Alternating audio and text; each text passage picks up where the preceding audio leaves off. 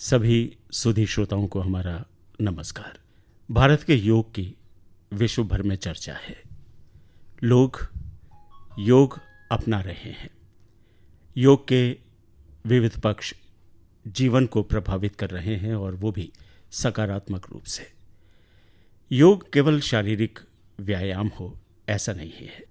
आजकल तो योग को एक जीवन की पद्धति माना जाता है और दैनिक जीवन में हम योग को किस तरह से अपना सकते हैं, इस पर चर्चा के लिए आज हमारे साथ हैं डॉक्टर प्रियंका उपाध्याय शुक्ला, जो कि योग प्रशिक्षिका भी हैं, समाज सेवी भी हैं और विभिन्न संस्थाओं से भी आपका जुड़ाव रहा है। योग के कार्यक्रमों में नियमित रूप से आपकी प्रतिभागिता इस क्षेत्र में आपके मनोभावों को, आपकी संलिप्तता को उजागर करती है कि कितने मन के साथ आप इस योग को प्रचार प्रसार देने में आगे आई हैं। प्रियंका जी, सबसे पहले तो हम आपसे ये जानना चाहेंगे कि क्या संबंध है योग का और भारतीय संस्कृति का? देखिए, हिरण्यगर्भः समभट्टिकाभ्रे भूतस्य जातः प्रतिरेक आसीत्। सूर्य जब प्रकट हुए उनकी लालिमा से ही योग का प्रारंभ हुआ। महादेव स्वतः ही महायोगी कहलाए जाते हैं, श्री कृष्ण महायोगी कहे जाते हैं, तो हमारे तो स्वयं के देवता ही महायोग से संबंध रखते हुए हैं।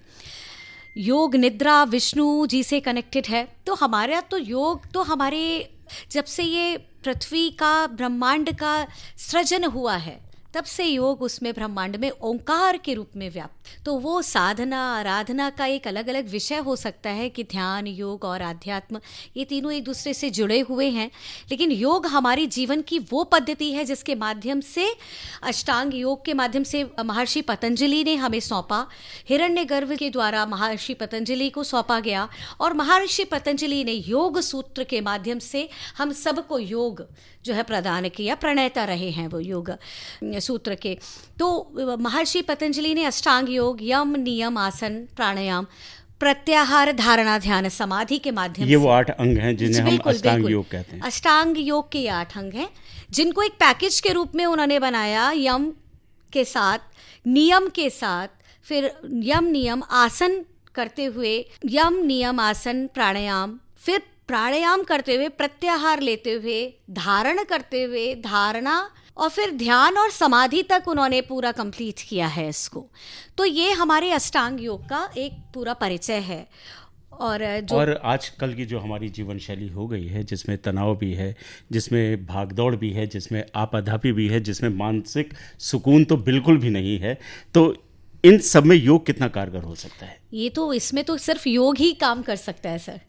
योग के माध्यम से ही हम अपने मानसिक अवसाद, मानसिक संतुलन, मानसिक विकारों को ध्यान के माध्यम से, योग के माध्यम से, हालांकि अब मॉडिफिकेशन हो गया है चीज़ों का, लेकिन मुझे ऐसा लगता है अगर हम पुरानी वैदिक परंपरा में जाएंगे और हम वैदिक परंपरा के हिसाब से अगर ध्यान साधना और योग को सीखते हैं, करते हैं, तो वो हमें निश्चित तौर पर एक उच्च स्तर पर, ऊर्जा के उच्च स्तर पर ले जाता है, जो हमें एक अपनी चैतन्यता की ओर अग्रसर करते हुए परमात्मा की प्राप्ति में सरल माध्यम बनता है।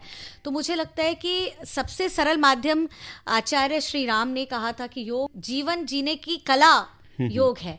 तो योग अगर हम जीवन में शामिल कर लें तो वो जीवन जीने की जो कला है वो सिखाती है योग।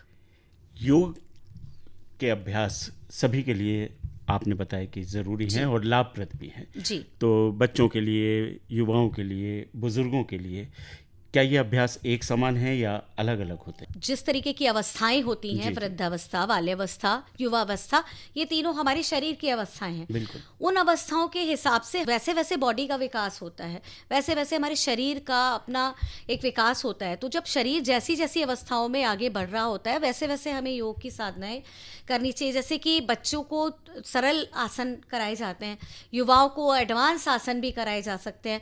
और एडवांस आसन में क्योंकि स्ट्रेचेबल हो जाता है, बचपन से अगर हम योग करते हैं तो हमारा शरीर लचीला हो जाता है, थोड़ा सा फ्लेक्सिबिलिटी के साथ करते करते वो युवा अवस्था में आता है तो उसका एक अलग तरीके का अपना एक लचीलापन आ जाता है, तो वो युवा उसको उच्च कोटि की एनर्जी के साथ कर सकते हैं, एडवांस आसन होते हैं उसमें। और फिर उसके बाद जब वृद्ध अवस्था में आते हैं हम, तो क्योंकि हमारे साथ कई वृद्ध अवस्था की चीज़ें आ जाती हैं शरीर में, ब्लड प्रेशर और ये सब चीज़ें अगर बीमारियां आ जाती हैं नॉर्मली लोगों के जीवन में संघर्ष करते करते, मानसिक तनाव की वजह से और चीज़ों की वजह से, तो हम ऐसे आसनों का, ऐसे प्राणायामों का प्रयोग करते हैं जिनसे उनको हानि ना हो, लाभ मिले, जो उनको सुटेबल प्राणायाम होते हैं। वो प्रशिक्षक, जो भी योग प्रशिक्षक होता है, जो भी टीचर होगा आपका, योगाचार्य होंगे, वो आपको सजेस्ट कर सकते हैं। तो मेरे ख्याल से योग सिर्फ टीवी पर देखकर नहीं करना चाहिए, योग हमेशा किसी के अनुशासन में, किसी के बताए हुए मार्गदर्शन में ही करना चाहिए ताकि आपको उससे लाभ मिल सके। तो मतलब शुरुआत करें तो चिकित्सक के पास हम जैसे जाते हैं, उसके इलाज को लेते हैं, इसी तरह से योग के साथ भी प्रशिक्षक का होना बहुत जरूरी है। योग चिकित्सा पद्धति भी माना जाता है और बहुत सारी बीमारियों के इलाज में योग कारगर साबित हुआ है, और यही वजह है कि भारत का योग अब वैश्विक योग कहलाने लगा है। विश्व के कई देशों ने इसकी महत्ता को स्वीकार किया है। तो जिस तरह से हम और चिकित्सा पद्धतियों को अपनाते हैं, उसमें आहार का भी विशेष महत्व होता है, जीवन शैली का भी विशेष महत्व होता है। तो क्या योग के साथ भी ऐसा कोई पक्ष है? बिल्कुल बिल्कुल है। देखिए, योग और आयुर्वेद दोनों एक दूसरे के पूरक हैं। बिल्कुल। तो प्राकृतिक चिकित्सा हमारा एक बहुत बड़ा है, चरक संहिता में पूरा दिया हुआ है, जो सब जानते हैं। मुझे ऐसा लगता है कि जब भी, क्योंकि खान पान की भी बात आपने कही, योग और आध्यात्म एक दूसरे से, ये जो औषधियाँ हैं वो जुड़ी हुई हैं। प्राकृतिक चिकित्सा योग का ही एक अंग है और पूरक है एक दूसरे के। और खान पान की बात है तो जब हम योग की साधना में आते हैं तो हमारा खान पान भी वैसे ही सरल और सहज हो जाता है, डाइजेशन सिस्टम हमारा अच्छा हो जाता है, और हम धीरे धीरे करके सरल और सहज खाने को अगर लेते हैं तो वो हमारे शरीर पर प्रभाव नहीं डालता। उससे हमारा शरीर, क्योंकि देखिए वैसे भी आज के भाग दौड़ वाले ज़माने में, आज के इस तरीके के ज़माने में जहाँ की कुछ भी प्योरिटी के साथ नहीं मिल रहा है सर, तो मुझे ऐसा लगता है कि हमें वैसे भी, अगर पहले बॉइल्ड सब्जी खाते थे लोग, सिर्फ हल्दी, कच्ची हल्दी का प्रयोग करते थे, सारे मसाले घर में भूनते थे, घर में करते थे, तो वो सब अगर पद्धति दोबारा हम शुरू कर दें तो शायद हमारे 80% रोग शांत हो जाएंगे। तो योग के माध्यम से भी और आयुर्वेद के माध्यम से भी घर में ही अगर हम उपचार करें तो हम इसका लाभ उठा सकते हैं। जैसे पहले माना जाता था कि हमारी जो रसोई है वो भी एक तरह से स्वास्थ्य का पूरा खजाना है, हर दवा है उसमें। मैं वही बोल रही हूँ कि हमारी रसोई आयुर्वेद का पूरा खजाना है, उसमें जितनी भी हर्ब्स, जितने भी मसाले हैं, वो सारे के सारे हमारे आयुर्वेदिक तौर पर यूज होने वाली हल्दी है, तेज पत्ता है, दालचीनी है, कहीं किसी ना किसी रूप में वो शरीर को प्रभावित करते हैं, बेहतर बनाते हैं, डिटॉक्स करते हैं बॉडी को। बिल्कुल। योग के लिए एक माना जाता है कि समय होना बहुत जरूरी है। योग अभ्यास आपको नियमित रूप से करना चाहिए। क्या इसका कोई समय श्रेष्ठ है? बिल्कुल। देखिए, मुख्य तौर पर तो प्रातःकालीन जो होती है मान्यता तो यही है कि 4 बजे के बाद जब सूर्य उदय से पहले प्रारंभ करें, और सूर्य नमस्कार सूर्य उदय के समय करते हुए अगर हम अपनी योग को करते हैं तो उसका लाभ अलग होता है, क्योंकि सुबह शांत वातावरण होता है और कोलाहल के कोई चिन्ह नहीं होते, बस केवल और कलकल आवाज़ हमें प्रकृति की सुनाई देती है। तो योग हमें प्रकृति से क्योंकि जोड़ता है, तो उस प्राकृतिक आनंद को लेते हुए हम योग के साथ अगर जुड़ते हैं तो वो ज़्यादा। और वैसे हम संध्या में भी 5 बजे के बाद योग कर सकते हैं, शाम को भी। योग के कुछ ऐसे तरीके हैं कि जिस तरह से आज डिजिटल जीवन शैली हो गई है, हर समय मोबाइल और उठते ही हम स्क्रीन देखने लगते हैं, बहुत सारा समय हमारा स्क्रीन टाइम में चला जाता है। तो योग के साथ इसको कैसे संतुलित करें कि थोड़ा सा समय मिले तो योग के कोई छोटा सा अभ्यास कर लें, तो ये सारी थकान, तनाव, आंखों पर प्रभाव कुछ हद तक कंट्रोल हो सके? जी बिल्कुल। अगर कोई योग नहीं कर सकता तो प्राणायाम के माध्यम से पहले अपने आप को तैयार करके कुछ दिनों तक प्राणायाम सिर्फ करिए, ताकि आपका मन उस चीज़ के लिए, योग करने के लिए खुद ही तैयार हो जाएगा। तो मुझे ऐसा लगता है कि हर व्यक्ति को प्राणायाम तो करना ही करना चाहिए। प्राणायाम से ही आपको प्राणवायु आपके अंदर इतनी चली जाएगी कि वो आपको वही करवाएगी जो आपके लिए उचित है। तो मुझे ऐसा लगता है कि प्राणायाम हमें रेगुलर करना चाहिए, और साथ ही साथ कुछ योग अभ्यास हैं जिन्हें हम सरलता से कर सकते हैं। उनका अगर अभ्यास डेली में डाल लेंगे तो हमारे शरीर को 100% गारंटेड लाभ मिलेगा ही मिलेगा। लेकिन प्राणायाम क्योंकि सब घर में बैठकर कहीं भी कर सकते हैं, उसके लिए आपको मैट बिछाने की या कुछ करने की ज़रूरत नहीं, धरती पर आराम से आप कर सकते हैं। प्रपंच की भी ज़रूरत नहीं, जहाँ बैठे हैं वहाँ कर सकते हैं। तो ध्यान, मेडिटेशन के माध्यम से प्राणायाम करते हुए अगर आप अपने आप को समय देते हैं, 15 मिनट से 20 मिनट का ही समय बहुत है सर, उसमें ही आप पूरे दिन एनर्जेटिक रहेंगे।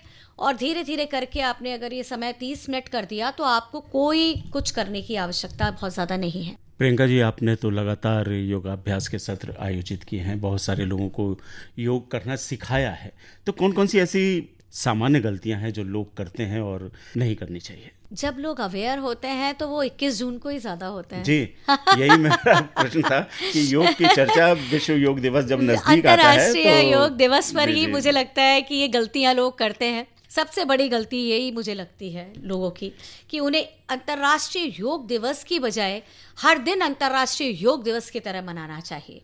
जब हम अपने जीवन में अंतर्राष्ट्रीय योग दिवस की तरह हर दिन मनाने लगेंगे और योग को धारण करने लगेंगे तो ध्यान और समाधि में अपने आप पहुंच जाएंगे, और समाधि को पहुंचने के बाद तो फिर हमारे पास कुछ रहता ही नहीं है कि हम कुछ अछूते रह जाएं। योग हमें भोग भी सिखाता है, और योग से भौतिक सुख और आनंद भी प्राप्त होते हैं, और शारीरिक रूप से और आध्यात्मिक रूप से हमारा विकास भी होता है। तो ये एक बर्डन वाला विषय नहीं होना चाहिए, उत्साह वाला विषय होना चाहिए। तो क्या विद्यालयों में या कार्यस्थल पर कुछ ऐसा किया जाए कि नियमित रूप से योगाभ्यास का थोड़ा सा समय निर्धारित किया जाए? बिल्कुल होना चाहिए। योग, देखिए मैंने यूनिवर्सिटी लेवल पर भी मैंने योग की क्लासेस ली हैं तो मैंने योग को बहुत एक रेगुलर विषय के रूप में वहाँ बना दिया था। हमारी क्लासेस खत्म होने के बाद हम हर क्लास के बाद एक क्लास हम योग की लेते थे, हर सेक्शन की रोज एक क्लास होती थी। तो कहीं ना कहीं हमें अगर वाकई में या शुरुआती क्लास के शुरू में या क्लास के अंत में योग पर चर्चा, योग के सेशंस ज़रूर होने चाहिए, सेमिनार्स होने चाहिए। ये अवेयरनेस युवाओं में आना बहुत ज़रूरी है, क्योंकि हमारे युवा ही हमारी आगे आने वाली पीढ़ी, हमारे राष्ट्र के निर्माता हैं। तो हम अगर ऐसे विकृत मानसिकता के निर्माताओं को पैदा करेंगे और प्रशिक्षित नहीं करेंगे तो वो हमारे लिए बहुत हानिकारक रहेगा। इसलिए योग हमारे जीवन का एक बहुत बहुत बहुत अभिन्न अंग होना चाहिए। बच्चों में शुरुआती लेवल से ही योग को करने का अभ्यास डलवाना चाहिए ताकि शरीर उसी तरह से फ्लेक्सिबल हो सके। बिल्कुल। एक मान्यता ये भी है कि योग रोग से मुक्त करता। आपको क्या लगता है कि रोग से तो मुक्त करता ही है, ये हमारे अंदर किस तरह का परिवर्तन लाने में सक्षम है? कहते हैं स्वयं से जुड़ने की कला। बिल्कुल। देखिए, महर्षि पतंजलि जी के योग सूत्र में लिखा है योगश्चित्तवृत्ति निरोधा। योग चित्त की वृत्तियों का निरोध करता है, तो वो तो हमारे ऋषियों ने बताया ही है। और साथ ही श्री कृष्ण ने भी कहा है कि अगर हम पूरी गीता जो है, कर्म योग, ज्ञान योग, भक्ति योग, ये तो योग के 4 चरण बताए हैं उन्होंने अपनी गीता में। तो मुझे ऐसा लगता है कर्म योग पर उन्होंने एक बात बड़ी अच्छी कही है अर्जुन से कि कर्मः कौशली, मतलब योग कर्मेषु कौशलम। तो योग ही कुशलता जो है, वो कर्म की कुशलता ही योग में है। तो वो कर्म अगर योग से कनेक्टेड हो जाता है तो वो हमारा जो रिजल्ट है वो कुछ और आता है सर। और हम आलस प्रमाद में अगर कोई काम करते हैं उसका रिजल्ट कुछ और आता है।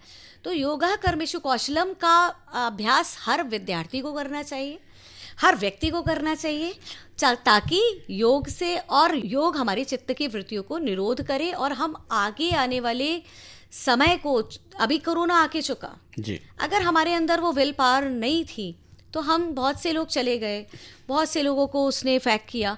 सिर्फ वो लोगों को इफेक्ट नहीं किया जिन लोगों के अंदर वो विल पावर थी, जीने की क्षमता थी, इच्छा थी, और उनके अंदर रोग प्रतिरोधक क्षमता थी।